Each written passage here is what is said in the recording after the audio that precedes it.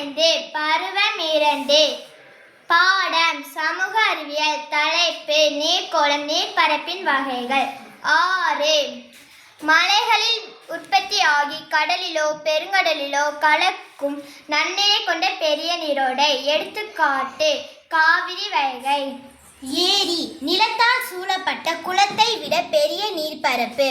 உப்பு நீர் நன்னீர் என இரு வகைகள் உள்ளன. எடுத்துக்காட்டு உப்பு நீர் ஏரி ராஜஸ்தானில் உள்ள சாம்பார் ஏரி. நன்னீர் ஏரி ஆந்திராவில் உள்ள கொள்ளேறு ஏரி. உப்பங்கழி கடலில் இருந்து பிரிந்து ஆழம் குறைவான பகுதிகளில் உருவாகும் உப்பு நீர் ஏரி. எடுத்துக்காட்டு ஒடிசாவில் உள்ள சிலிகா ஏரி. நீர்ச்சந்தி இரண்டு மிகப்பெரிய நீர்ப்பரப்புகளை இணைக்கும் குறுகிய நீர்ப்பரப்பு. எடுத்துக்காட்டு பாக் நீர்ச்சந்தி. நீர்வீழ்ச்சி மலையின் உயரமான பகுதிகளில் இருந்து கீழே விழும் நீர். எடுத்துக்காட்டு குற்றால அருவி. பெருங்கடல் கண்டங்களை பிரிக்கக்கூடிய கடலை விட பெரிய உப்பு நீர்ப்பரப்பு. எடுத்துக்காட்டு இந்திய பெருங்கடல்.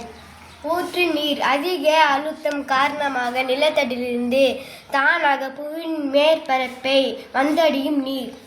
ஓதை சிறிய அளவில் ஓதும் நீர். வளைகுடா நிலத்தால் சூழப்பட்டு கடலே உட்செல்லும் குறுகிய பகுதி. மழை நீர் தேங்கி நிற்கும் சிறிய நீர்நிலை.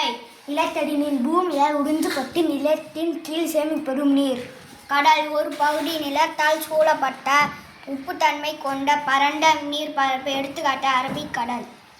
விரிகுடா உட்செல்லும் நிலத்தால் சூழப்பட்ட பெரிய கடல் பகுதி. எடுத்துக்காட்டு வங்காள விரிகுடா.